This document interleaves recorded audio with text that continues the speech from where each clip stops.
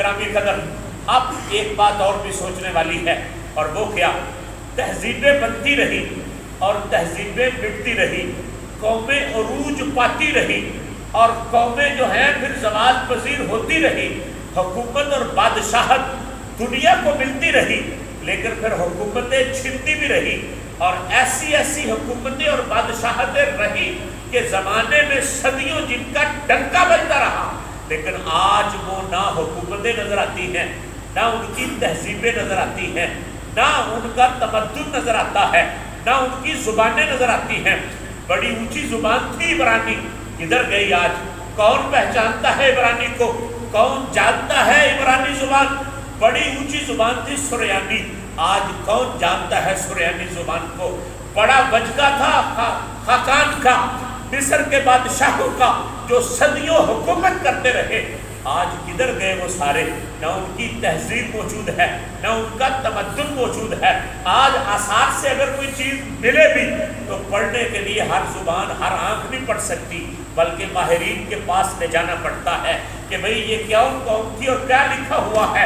آج عبرانی نہیں رہی، آج سریانی نہیں رہی، آج بڑے بڑے بادشاہ نہیں رہے جو نسل در نسل حکومت کرتے رہے، جو صدیوں نسل در نسل جو ہے وہ تخت پر بیٹھتے رہے، نہ ان کی کوئی تاریخ ملتی ہے، نہ ان کی کوئی کتاب ملتی ہے، نہ ان کے کوئی اثرات ملتے ہیں، نہ ان کے کوئی آثار ملتے ہیں۔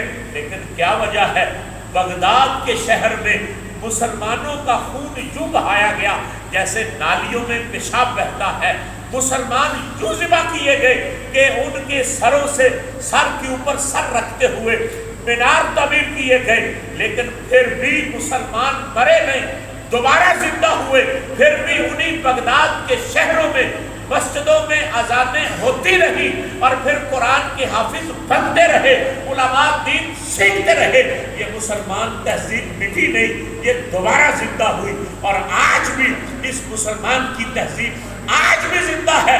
تہذیبیں مٹتی رہی لیکن مسلمان نہیں مٹا، مسلمان کو جو ہے وہ گاجر مولی کی طرح کاٹا گیا، ان کی کھوپڑیوں سے مینار تعمیر کیے گئے، سلطنت عثمانیہ کو توڑا گیا، لیکن بغداد کی گلیوں میں پھر بھی قرآن کی آواز آتی رہی۔ تو یہ کون چیز ہے جو اس آواز کو بلند کرتی ہے، جو مسلمانوں کی تہذیب کو مٹنے نہیں دیتی، جو مسلمانوں کو عروج عطا کرتی ہے؟ تو میرے بھائیوں، وہ چار چیزیں ہیں جو مسلمانوں کو کبھی مٹنے نہیں دے سکتی، اور اگر کوئی مسلمانوں کو مٹائے گا تو پہلے ان چار چیزوں کو مٹائے گا، تب مسلمان کو ہلاک کر سکتا ہے، ورنہ مسلمان کو کوئی ہلاک نہیں کر سکتا۔ مسلمان کبھی مٹ نہیں سکتے۔ ان چار چیزوں میں سب سے پہلی چیز رب کا قرآن ہے۔ جب تک مسلمان اس سے جڑا رہے گا مسلمان کی تہذیب کبھی نہیں مٹے گی۔ اور دوسرا جہاد ہے، جب تک مسلمان کمر بستہ رہے گا اس کی تاریخ کبھی مٹنے والی نہیں ہے۔ اور تیسرا حج ہے، جب تک یہ عالمی سطح پر اجتماعیت قائم رہی مسلمان کبھی مٹ نہیں سکتا۔ اور چوتھا عشق مصطفیٰ ہے، جب تک سینوں میں یہ چراغ روشن رہے گا یہ امت کبھی مر نہیں سکتی، ہمیشہ جڑی رہے گی۔ اس کے عقائد کو نوچا نہیں جا سکے گا، اس کے نظریات کو کبھی چوسا نہیں جا سکے گا، کیونکہ یہ وہ قوم ہے۔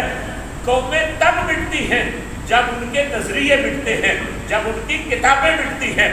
مسلمان وہ قوم ہے جس کا نظریہ کبھی نہیں مٹ سکتا، جس کی کتاب کبھی نہیں مٹ سکتی۔